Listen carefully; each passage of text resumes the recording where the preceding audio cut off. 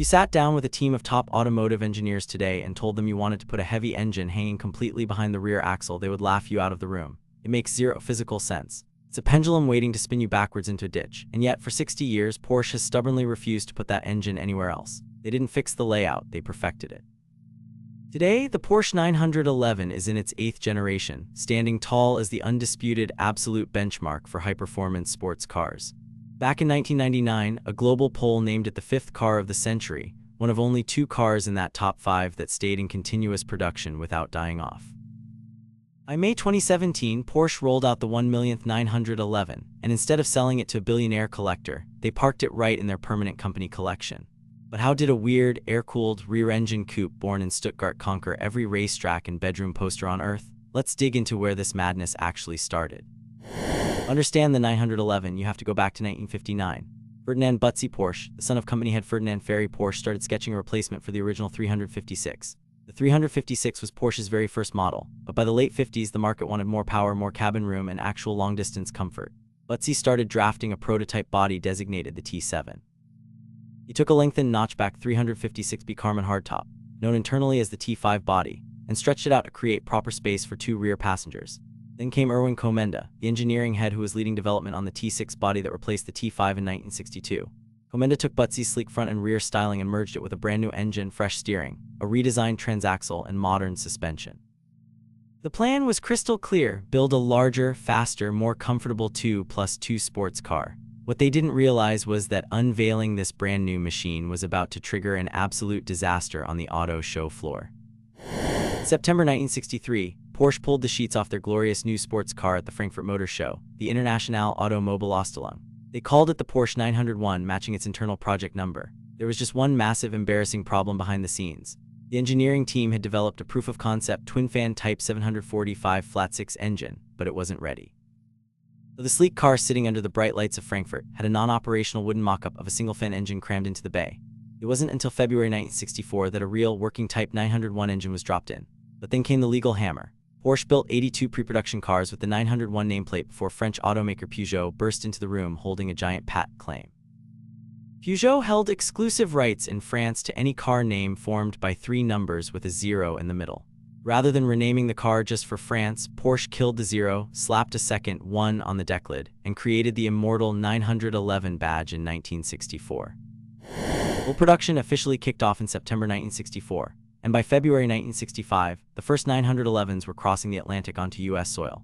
Under that rear deck lid sat a glorious 2-liter, air-cooled flat-six boxer engine, displacing 1,991 cubic centimeters compared to the old 356's 1.6-liter 4-cylinder.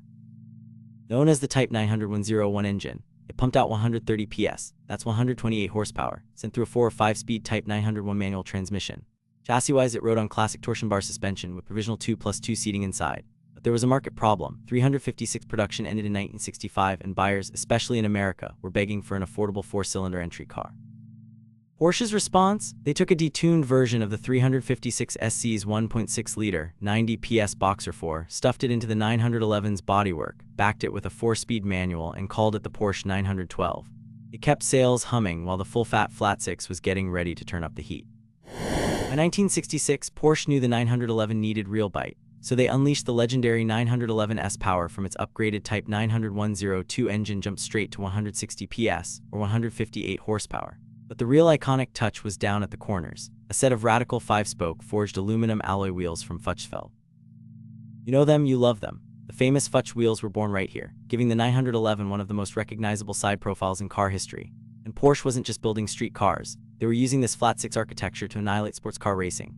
Engineers built the Type 901 racing engine, shoving it into the mid-engine 904 and 906 race cars to push output to 210 PS. Then came the fuel-injected Type 901 inside the 906 and 910, screaming all the way to 220 PS. The street car was fast, but the motorsport engine program proved that this platform was a lethal racing weapon.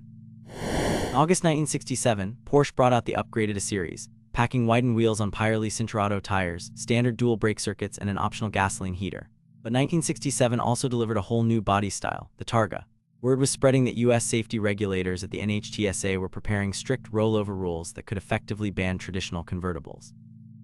Terrified of losing their massive American market, Porsche engineered a clever compromise: a removable roof panel, a removable plastic rear window, and a shiny, stainless steel-clad roll bar. They named it Targa, Italian for plate, honoring Porsche's multiple victories at the brutal Targa Florio road race in Sicily. Along with the Targa, 1967 saw the entry-level 110 PS 911T launch, while the original 130 PS car became the 911L. Complete with ventilated front disc brakes inherited from the 911S. Porsche now had a full stable of air-cooled sports cars, and the racing world was about to feel their full wrath. While street 911s were turning heads, the platform was morphing into an absolute racing tyrant. In the mid-1970s, the naturally aspirated 911 Carrera RSR dominated world championship racing, capturing massive overall victories at the grueling Targa Florio, scoring Porsche's final win in the historic Sicilian event against full prototype race cars from Ferrari and Alfa Romeo, and taking top honors at the 24 Hours of Daytona. Then came the boosted monster, the 911-derived 935 Turbo. In 1979, the fire-breathing 935 did the unbelievable by winning the 24 Hours of Le Mans overall. Between 1976 and 1979, Porsche captured 4 consecutive world championship for makes titles with 911-derived models. Think about that. A car derived from Ferdinand Butzi Porsche's commercial sports car sketches was regularly humbling purebred mid-engine prototypes on the world's most terrifying road courses.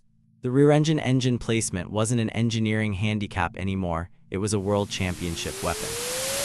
Across 6 decades, Porsche never abandoned the core 911 philosophy, but they systematically overhauled every part around it. They eventually replaced the original torsion bars with MacPherson struts up front and a complex independent multilink rear setup. In 1998, they made the most radical move in company history, ditching air-cooled engines entirely to introduce the water-cooled 996 generation. Purists lost their minds, but the performance gains were unquestionable. Today, in its 8th generation, the 911 still carries a flat-six engine mounted behind the rear wheels, proving that stubborn engineering dedication beats theoretical balance every single time. 60 years later, while competing sports cars come and go, the new 911 stands tall as the ultimate driver's car. Drop a comment with your absolute favorite 911 generation, smash that subscribe button, and I'll catch you in the next one.